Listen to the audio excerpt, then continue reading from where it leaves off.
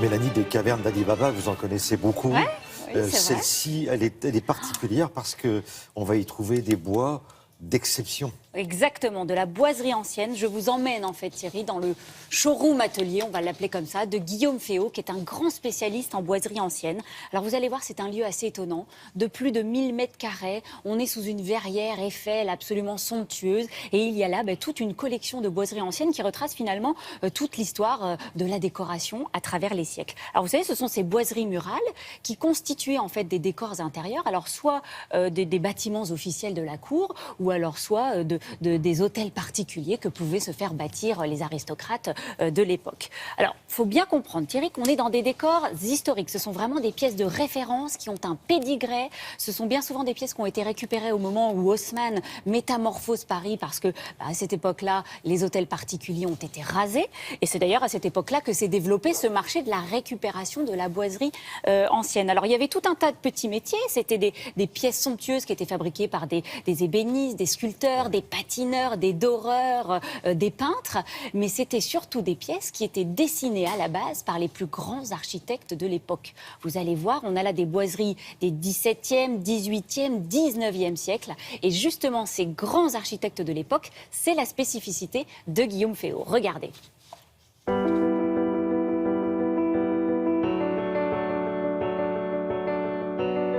Ici, on a environ 200 décors, donc il y a beaucoup de décors historiques. Et nous avons une particularité, c'est qu'on collectionne les décors d'architectes iconiques, comme Ledoux, comme Bélanger, comme Percier-Fontaine ou comme Ruhlmann.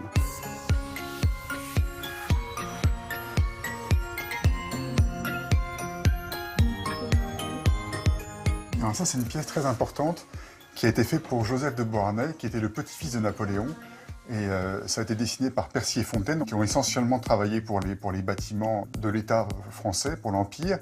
Donc ils ont fait le Louvre en grande partie, ils ont fait l'Assemblée nationale, et ils ont travaillé quasiment que pour Napoléon et sa famille. Et ça, c'est une pièce qui doit être datée de vers 1810. Et on retrouve les éléments typiques Exactement, de l'Empire. il y a les aigles déployés, il y a un côté très martial, mais avec la légèreté quand même, avec les signes, il y a pas mal de végétation qui sont quand même très très féminins. Donc on a à la fois une puissance, mais une légèreté et un peu de fantaisie. Voilà.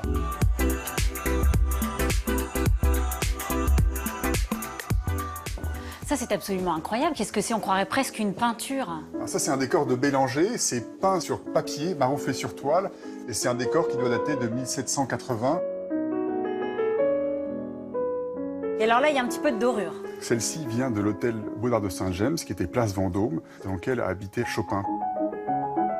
La particularité des pièces de la place Vendôme à l'étage noble, c'est qu'on a quasiment 5,50 m, donc c'est absolument monumental au niveau des proportions. Chopin a composé et joué dans ces boiseries, et c'est dans ce bâtiment qu'il a fini ses jours aussi.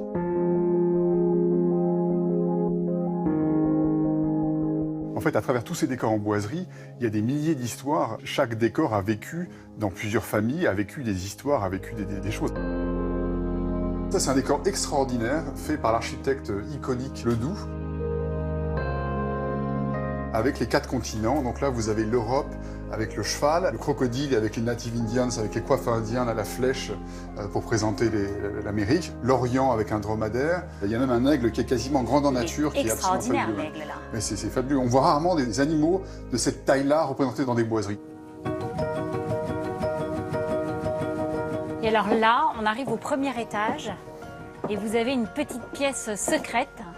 Oui, on a un espèce de petit musée dans lequel on a un labyrinthe rempli de milliers de fragments de plâtre qui ont été moulés sur tous les décors importants qui sont passés par ici.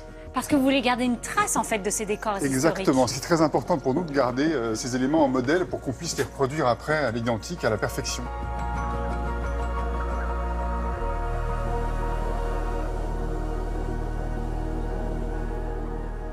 Mélanie, c'est vraiment une caverne d'Ali Baba. Oui. Ça va être compliqué pour nous de nous offrir ces boiseries. Oui, pour beaucoup de monde. En fait, si vous voulez, ce sont vraiment des pièces historiques qui sont, vous l'avez vu, toutes chargées d'histoire. Et bien sûr, ces pièces-là coûtent des millions d'euros. Donc, lui, Guillaume Féault, les étudie, les restaure. Mais en fait, il en fait aussi des copies. Mais alors, on est vraiment là dans la reproduction à la perfection. C'est vraiment de la copie haut de gamme.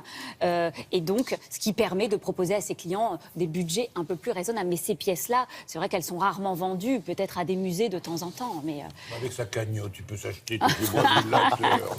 Je vais faire un petit effort. non, ce que vous pouvez faire, parce que par exemple, Guillaume travaille que sur des chantiers exceptionnels avec les milliardaires du monde entier. Et en ce moment, il travaille avec Karl Lagerfeld pour faire la suite royale du crayon. Donc peut-être que vous aurez l'occasion d'aller dormir dans cette suite royale et vous rentrer en découvrirez contact. ces belles boiseries. Merci beaucoup.